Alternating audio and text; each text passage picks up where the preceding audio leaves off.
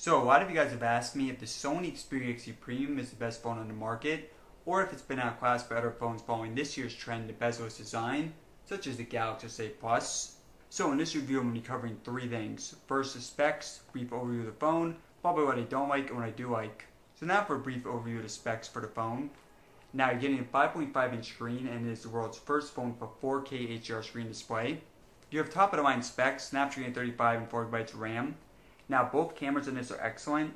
On the back there you have a 19 megapixel sensor, and on the front it's 13. 64GB internal storage and micro SD card support. And at the top there we have a headphone jack. And no guys, sadly we do have to say that here in 2017. And then at the bottom there we have USB Type-C.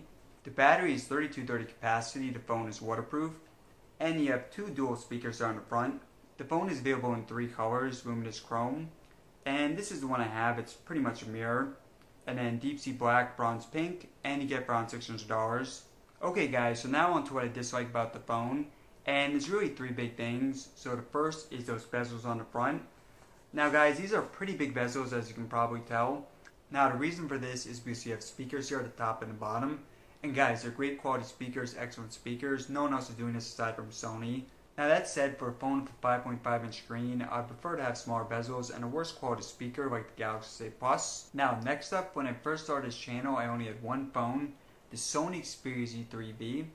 And this was an exclusive Verizon phone. Since this phone, however, Sony has not released any phones on CDMA carriers like Verizon and Sprint, meaning the Sony Xperia XE Premium does not work on Verizon or Sprint or any other CDMA network, only works on GSM.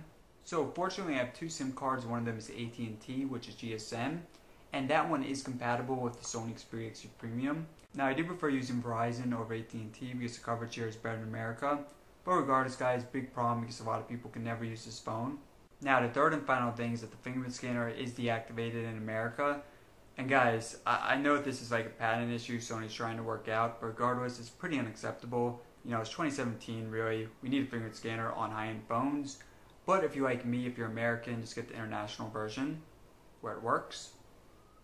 So that's it. Only three things I don't like about the phone.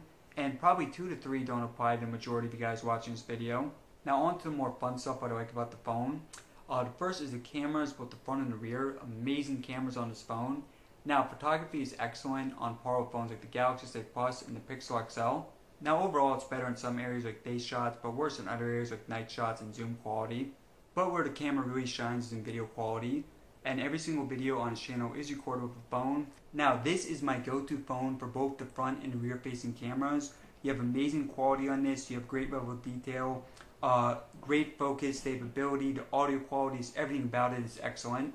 In addition, the phone records at 960 frames per second, super slow motion, where nearly all other phones record at 240 at a maximum, such as the iPhone 7 Plus. Next up is the screen, and the screen on this is incredible. So the world's first phone with a 4K HDR screen display. That is 807 pixels per inch, which is twice as much as the iPhone 7 Plus. Pixels aside, this phone has amazing colors, very realistic, as opposed to the cartoony colors on the Galaxy phones. Next up is the battery. Now the battery, it's not amazing, but it is above average. And I did do a very in-depth test with this for 20 phones. You guys can check that on the top right corner. But with this, it came in 6th place.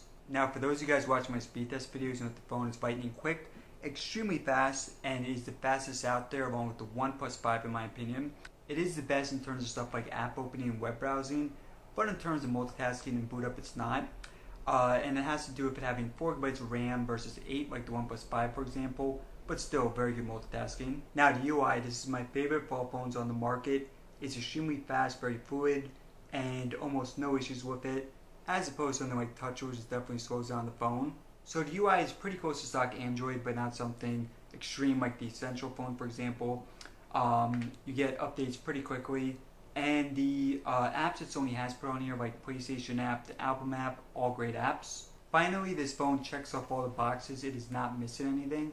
So for example, it has waterproofing, it has micro SD card support, it has a headphone jack. And really guys, not many phones have all three of those things.